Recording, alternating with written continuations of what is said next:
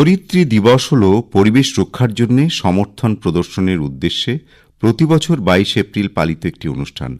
ধরিত্রী শব্দটি এসেছে ধরণী বা ধরা থেকে, যার অর্থ হল পৃথিবী। পৃথিবীকে ধ্বংসের হাত থেকে রক্ষার জন্য সর্বসম্মতিক্রমে ধার্য করা একটি দিবসই হল ধরিত্রী দিবস। সর্বপ্রথম 1970 সালে দিবসটি পালিত হয় এবং বর্তমানে আর্থ ডে নেটওয়ার্ক কর্তৃক বিশ্বব্যাপী অনুষ্ঠিত হয়। 193টিরও বেশি দেশে প্রতি বছর পালন করা হয়ে থাকে ধরিত্রী দিবস।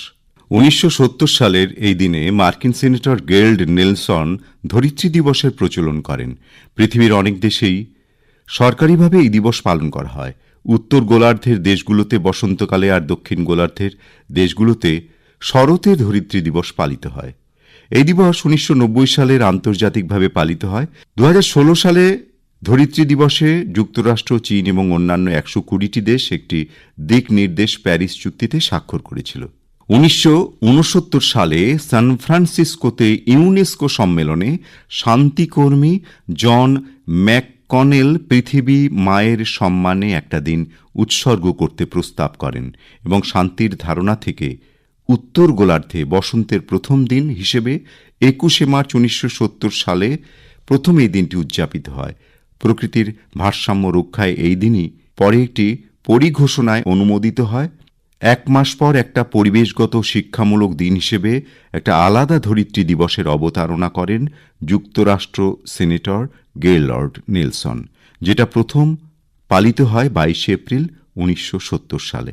বিশ্ব আজ যেসব পরিবেশগত বিষয়ের উপর সম্মুখীন হয় সেগুলো নিয়ে সারা সপ্তাহ জুড়ে নানা কার্যাবলী চলে। ধরিত্রীকে রক্ষা করার জন্যে এবং ধরিত্রীর পরিবেশ সম্পর্কে মানুষকে সচেতন করবার জন্যে পালিত হয় ধরিত্রী দিবস।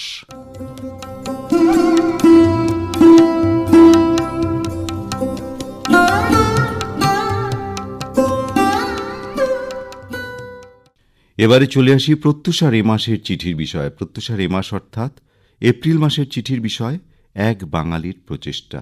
এ নিয়ে চিঠি লিখেছেন সুকুমার দাস। পূর্ব নেতাজি পল্লী, রবীন্দ্র সরণি, শিলিগুড়ি থেকে।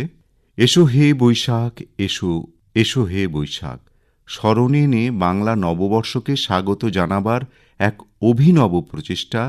নোবেলজয়ী বিশ্বকবি রবীন্দ্রনাথ ঠাকুরের জন্মদিন 25শে বৈশাখ পৃথিবীর সর্বত্র বাঙালি অধ্যুষিত এলাকায় তাঁদের অনন্য প্রচেষ্টায় মহাসমারোহে পালন করা হয়। এসেছে বৈশাখ, লেগেছে তাপের পরশ ধরার পরে। তবুও প্রকৃতিকে মানিয়ে নিয়ে দেশে বা বিদেশে স্থিত বাঙালিগণ রকমারি প্রচেষ্টার দ্বারা নববর্ষ উদযাপন প্রতি বছর মহাসমারোহে পালন করেন। পুরনো হিসেব নিকেশ পেছনে ফেলে নতুন পোশাক পরে শুভ পয়লা বৈশাখ জাতি, বর্ণ, ধর্ম নির্বিশেষে প্রার্থনাস্থলে গিয়ে একনিষ্ঠ প্রচেষ্টায় ঈশ্বরের আশীর্বাদ প্রার্থনা করে নববর্ষকে বরণ করেন। এভাবে নববর্ষ বরণের প্রচেষ্টা বিশ্বের বিভিন্ন দরবারে পৌঁছে যায়। তাই যদি বলি জগৎ জুড়িয়ে আছে এক জাতি, সে জাতির নাম বাঙালি জাতি, তবে কেমন লাগবে তা শ্রোতৃবৃন্দই বলতে পারবেন। সামগ্রিকভাবে বিজ্ঞানী, সাধক, স্বাধীনতা সংগ্রামী ইত্যাদি শ্রেণীর বিভিন্ন বাঙালিগণের বিভিন্ন বিষয়ে অনন্য প্রচেষ্টা সমূহের সুফল জনসাধারণ উপভোগ করে চলেছেন বা চলবেন। দু একটা উদাহরণে আসি।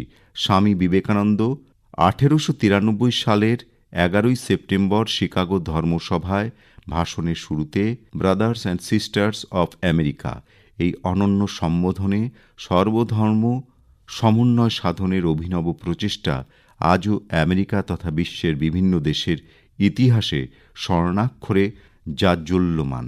বাঙালি বিজ্ঞানী সত্যেন বসু অপর এক বিজ্ঞানী আইনস্টাইনের আপেক্ষিকতাবাদ তত্ত্ব এর পরিমার্জন এক দুরূহ প্রচেষ্টা। মধুসূদন দত্তর অমৃতাক্ষর ছন্দ প্রবর্তন এক যুগান্তকারী প্রচেষ্টা। ঠাকুর শ্রীরামকৃষ্ণের দক্ষিণেশ্বরের মা ভবতারিণীর সঙ্গে ও তারাপীঠের তারামার সঙ্গে সাধক বামা খেপার কথা বলা, দেবীকে মুখে ভোগের গ্রাস তুলে দেওয়া বা সেবা করার দৃষ্টিভঙ্গি দৃষ্টান্তহীন প্রচেষ্টা বা সাধনা, পরমহংসদেব শিষ্য বিবেকানন্দকে মার দর্শন পাইয়ে দিয়ে বাঙালি সাধকের বিরলতম প্রচেষ্টার উদাহরণ রেখে গেছেন। সিদ্ধিদাতার আশীর্বাদ ভিক্ষা করে নববর্ষের শুভেচ্ছা জানাই, লিখেছেন সুকুমার দাস, পূর্ব নেতাজি পল্লী, রবীন্দ্র সরণি, শিলিগুড়ি থেকে।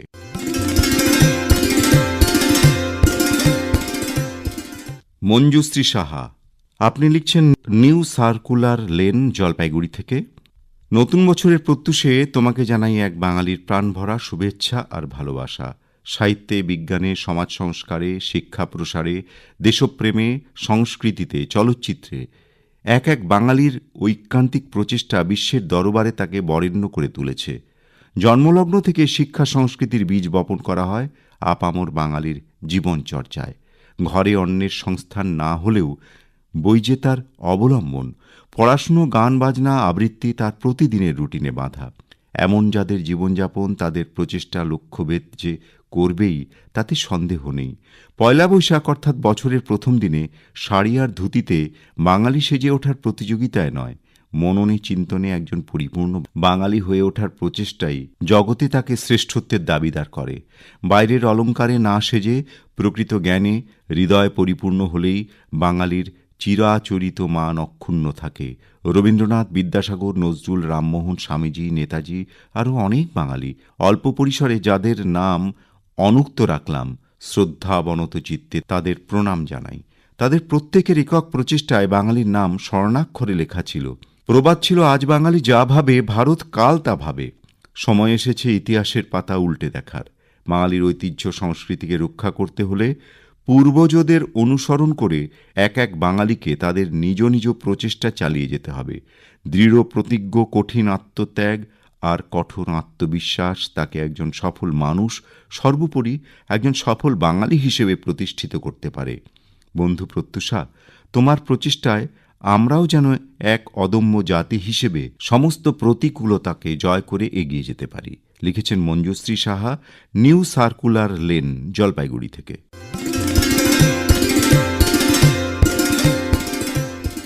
ভানুমতি মোদক, অযোধ্যা, বাঁকুড়া থেকে লিখছেন, আমাদের মাথার উপর আকাশে অনেক নক্ষত্র রয়েছে, তার মধ্যে আমি একজন উজ্জ্বল নক্ষত্রকে প্রথমেই বলবো। তিনি হলেন একজন বাঙালি মহিলা, কাদম্বিনী গাঙ্গুলি, যিনি ভারতের সর্বপ্রথম ডাক্তার ও শিক্ষিকা। তিনি তারকানাথ গঙ্গোপাধ্যায়ের স্ত্রী। সংসারের উপর তীক্ষ্ণ দৃষ্টি ও ৮ সন্তানের সেবায় আদর যত্নে ছিলেন দক্ষ নিপুণা মহিলা। কত প্রতিকূলতার মধ্যেও বিনা পারিশ্রমিকে গরিবদের সযত্নে চিকিৎসা করে গেছেন। আজও ইতিহাসের পাতায় বাঙালি মহিলা কাদম্বিনীর নাম আমাদের মনের মণিকোঠায় উজ্জ্বল হয়ে আছে। এবার বলি আমাদের স্বামীজির কথা। তিনি সামান্য মধ্যবিত্তের ঘরে জন্ম নিয়েও আজ তিনি সবার কাছেই প্রণম্য। তার মহানুভবতাই তাকে এত উন্নতির পথ দেখিয়েছে। তিনি কোনো জাতপাত বিধিনিষেধ মানতেন না। জীব সেবাই তার কাছে শ্রেষ্ঠ ঈশ্বর সেবা। আজ এসব বাঙালির প্রচেষ্টা আমরা তাদের কৃষ্টি ও সংস্কৃতিকে মেনে চলছি। নতুন বছরকে যুগ যুগান্ত ধরে নববর্ষের শুভেচ্ছা বিনিময় ও মিষ্টিমুখ করা প্রথা আজও তার ঐতিহ্য বজায় চলেছে বাঙালি, লিখেছেন ভানুমতি মোদক, অযোধ্যা, বাঁকুড়া থেকে।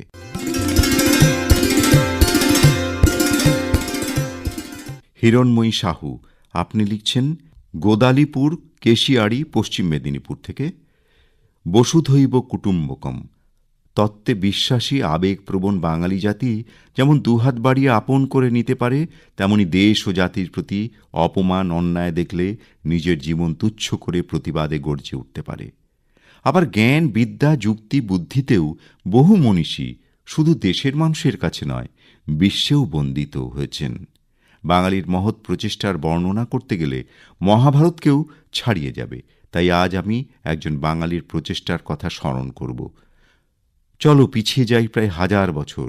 অতীশ দীপঙ্কর শ্রীজ্ঞান পিতৃদত্ত নাম চন্দ্রগর্ভ, যিনি জন্মেছিলেন 982 খ্রিস্টাব্দে তৎকালীন অবিভক্ত বাংলায়। তিনি পাল রাজাদের আমলে বৌদ্ধ পণ্ডিত, দার্শনিক ও ধর্মপ্রচারক হিসেবে খ্যাতি লাভ করেছিলেন। মেধা ও পাণ্ডিত্যের জন্যে নালন্দা বিহারের অধ্যক্ষ এবং বিক্রমশিলা মহাবিহারের প্রধান পণ্ডিতের পদে আসীন হয়েছিলেন। দেশের জ্ঞানী গুণী ব্যক্তি, এমনকি রাজন্যবর্গের কাছেও তিনি ছিলেন প্রণম্য। তার পাণ্ডিত্যের খ্যাতি দেশ বিদেশে ছড়িয়ে পড়েছিল। বৌদ্ধ ধর্ম সম্পর্কিত গভীর প্রজ্ঞার জন্যে তিব্বতের রাজা তাকে তিব্বতে আসার আমন্ত্রণ জানান। তার আহ্বানে সাড়া দিয়ে সেখানে গিয়ে তিনি বিশুদ্ধ বৌদ্ধ ধর্ম ব্যাখ্যা ও প্রচার করেন। এর জন্যে সেখানে তিনি প্রভূত সম্মান লাভ করেছিলেন। এই বাঙালি পণ্ডিতের মহাপ্রয়াণ ঘটে তিব্বতে 1054 সালে। লিখেছেন হিরণময়ী সাহু, গোদালিপুর, কেশিয়াড়ি, পশ্চিম মেদিনীপুর থেকে।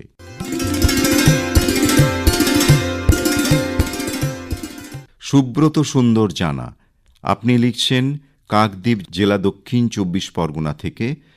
কথায় আছে, বাঙালি আজ যা চিন্তা করে সারা ভারতবাসী চিন্তা করে তার পরের দিন। তাই বিভিন্ন ক্ষেত্রে বাঙালিদের একটি অগ্রণী ভূমিকা আছে।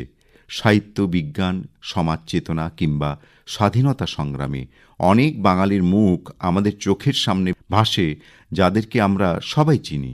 কিন্তু আরও অনেক বাঙালি আছেন যাঁদের প্রচেষ্টা কিংবা যাঁদের সমাজের প্রতি অবদান কোনো অংশে কম নয়।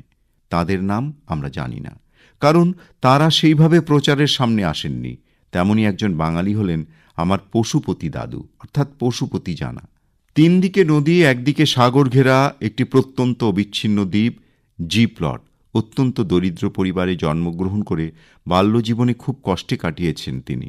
প্রথমে হোমিওপ্যাথি চিকিৎসক, পরবর্তী সময়ে ডাক হরকরা ও জীবন বীমার এজেন্ট হিসেবে কাজ করেন। কাজের সাথে সাথে সাহিত্য চর্চা করতেন। তিনি ছিলেন অত্যন্ত আবেগী। তার লেখায় উঠে এসেছে জি প্লটের মানুষজনের দৈন দুর্দশার কথা।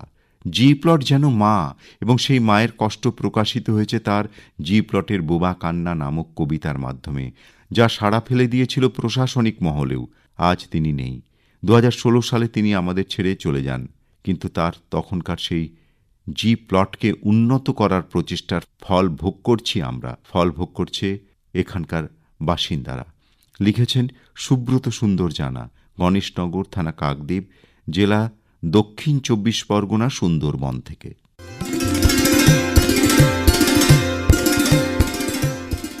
গোপাল মজুমদার, আপনি লিখছেন দুর্গাপুর জেলা, পশ্চিম বর্ধমান থেকে। প্রিয় প্রত্যুষা, স্বাধীনতার পরে ভারতবর্ষে সরকার দেশকে আধুনিক ভারতবর্ষ গড়ে তোলার সংকল্প নিয়ে দেশের বিভিন্ন ক্ষেত্রে আধুনিক কলকারখানা ও তাকে কেন্দ্র করে আধুনিক শহর গড়ে তুলতে থাকে। সেই সময় পশ্চিমবঙ্গে এক আধুনিক মনা ডাক্তার আধুনিক পশ্চিমবঙ্গ গড়ে তোলার সংকল্প নিয়ে রাজ্যের মুখ্যমন্ত্রী পদে বসেছিলেন। তিনি হলেন ডাক্তার বিধানচন্দ্র রায়। আজকের আধুনিক দুর্গাপুরে আমরা যে বসবাস করি তা একসময় ছিল শালমহুয়ার জঙ্গল। ডাক্তার বিধানচন্দ্র রায়ের দূরদৃষ্টি রানীগঞ্জের কয়লা ও দামোদরের জলকে কাজে লাগিয়ে লৌহ ইস্পাতসহ দুর্গাপুর প্রজেক্টস লিমিটেড বা ডিপিএল কারখানাসহ অসংখ্য কারখানা গড়ে তোলেন। তার স্বপ্নের কারখানা হল দুর্গাপুর প্রজেক্টস লিমিটেড বা ডিপিএল। আরেকটি শহরকে আধুনিক শহর হিসেবে, শিল্পনগরী হিসেবে গড়ার কাজে হাত দিয়েও কাজ শেষ করতে পারেননি। আজকে আমরা যে দুর্গাপুর শহরে বাস করি, যাকে একসময় জার্মানির শিল্প শহর রুড়ো শহরের সাথে তুলনা করা হতো, তা বিধানচন্দ্র রায়ের একান্ত ব্যক্তিগত প্রচেষ্টায় গড়ে ওঠে। আধুনিক মন ও দূরদৃষ্টির সাহায্যে তিনি বুঝেছিলেন পশ্চিমবঙ্গের ভবিষ্যৎ উন্নতি নিহিত আছে শিল্প উন্নতি ও কলকারখানা স্থাপনের মধ্যে। লিখেছেন গোপাল মজুমদার, দুর্গাপুর জেলা, পশ্চিম বর্ধমান থেকে।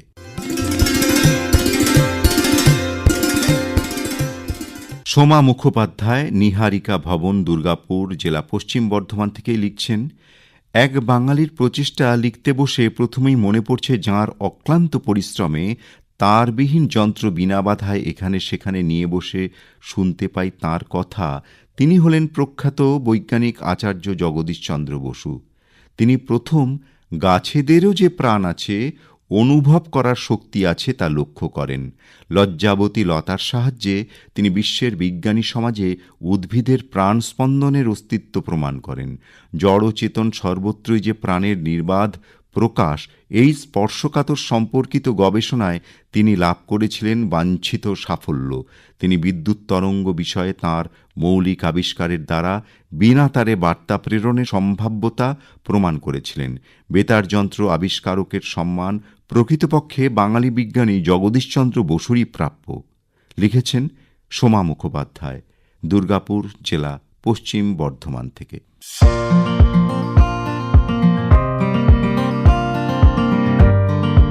আপনার বাড়ির সদস্য বা প্রিয়জন, বন্ধুবান্ধব, আত্মীয়দের বিশেষ দিনে শুভেচ্ছা পাঠাতে চাইছেন? তাহলে আকাশবাণী শিলিগুড়ি তার বন্ধুত্বের হাত বাড়িয়ে দিচ্ছে আপনাদের দিকে।